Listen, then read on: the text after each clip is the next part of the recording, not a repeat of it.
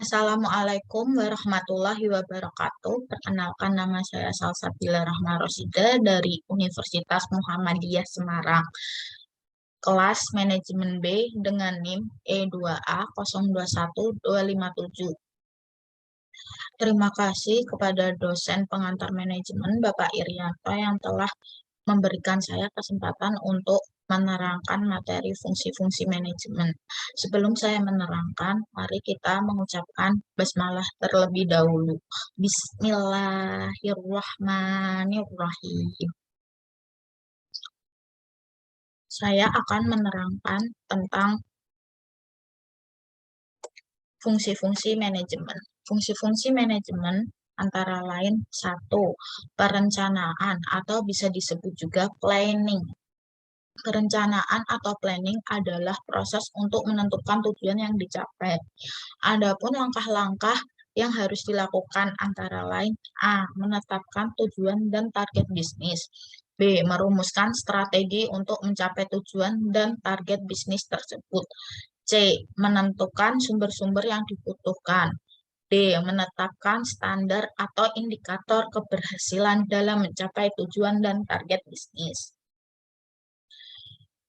Manfaat perencanaan antara lain: A. Mengurangi ketidakpastian serta perubahan pada waktu yang akan datang. B. Mengarahkan perhatian pada tujuan. C. Memperingan biaya. D. Cara atau pengawasan. Faktor yang membatasi perencanaan: A. Sulitnya mencari anggapan secara teliti. B. Perubahan yang sangat cepat. C. Kekakuan internal dan eksternal. D. Waktu dan biaya. 2. Pengorganisasian atau bisa disebut juga organizing. Pengorganisasian atau organizing adalah proses pemberian tugas, pengalokasian sumber daya, pengaturan kegiatan secara terkoordinir kepada setiap individu atau kelompok untuk menetapkan rencana. A. Penentuan sumber daya dan kegiatan yang diperlukan organisasi. B. Perencanaan dan pengembangan suatu organisasi. Menetapkan struktur organisasi yang menunjukkan adanya garis kewenang dan tanggung jawab. C. Kegiatan perekrutan, penyeleksian, pelatihan, dan pengembangan sumber daya manusia atau tenaga kerja. D. Kegiatan penempatan sumber daya manusia pada posisi yang paling tepat. Inti dari kegiatan perorganisasian antara lain: A. Pembagian pekerjaan.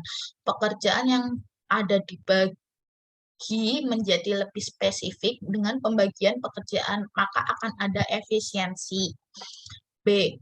Departementalisasi, pengelompokan pekerjaan yang sama dalam satu departemen dengan tujuan memudahkan pertanggungjawaban. C. Pendelegasian wewenang, penentuan atasan dan bawahan dalam proses pendelegasian pekerjaan. D. Rentang kendali, kemampuan atasan mengendalikan bawahannya. 3. Pengarahan atau actuating. Pengarahan atau actuating adalah proses untuk menumbuhkan semangat pada karyawan supaya bekerja giat, serta membimbing mereka melaksanakan rencana dalam mencapai tujuan. Mengimplementasikan proses kepemimpinan, pembimbingan, dan pemberian motivasi kepada tenaga kerja agar dapat bekerja secara efektif dan efisiensi dalam pencapaian tujuan. Memberikan tugas penjelasan rutin mengenai pekerjaan dan menjelaskan kebijakan yang diterapkan.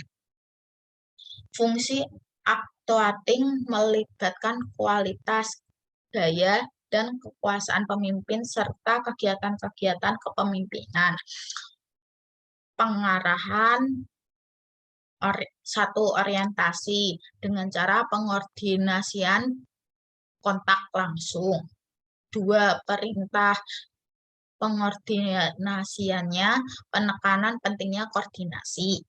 3. Delegasi wewenang. Pengordinasiannya timbal balik di antara faktor yang ada.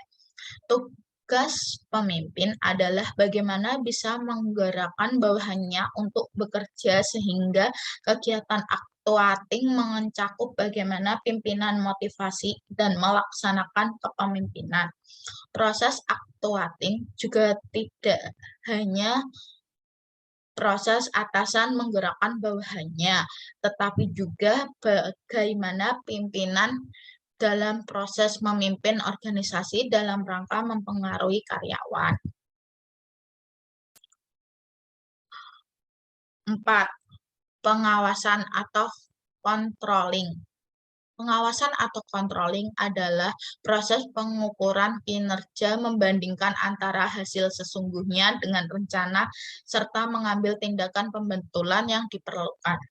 Kegiatan pengawasan ini meliputi A. Mengevaluasi keberhasilan dalam pencapaian tujuan dan target bisnis sesuai dengan indikator yang telah ditetapkan. B. Mengambil langkah klarifikasi dan koreksi atas penyimpangan yang mungkin ditemukan. C.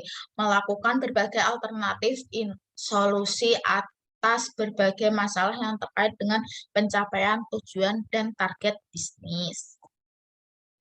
Proses manajemen dalam seluruh kerangkanya untuk mencari hasil. Faktor-faktor lingkungan, sosial, pemerintah, pendidikan.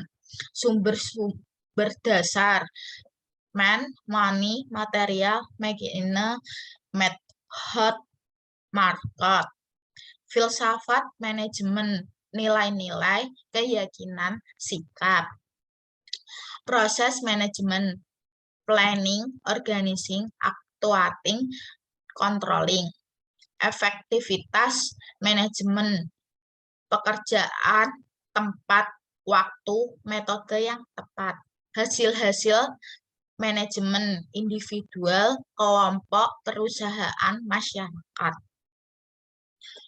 Sekian dari saya. Bila ada kesalahan kata, mohon dimaafkan. Sekian dan terima kasih. Alhamdulillah sudah selesai. Sekian dari saya. Wabillahi taufiq wal hidayah. Wassalamualaikum warahmatullahi wabarakatuh.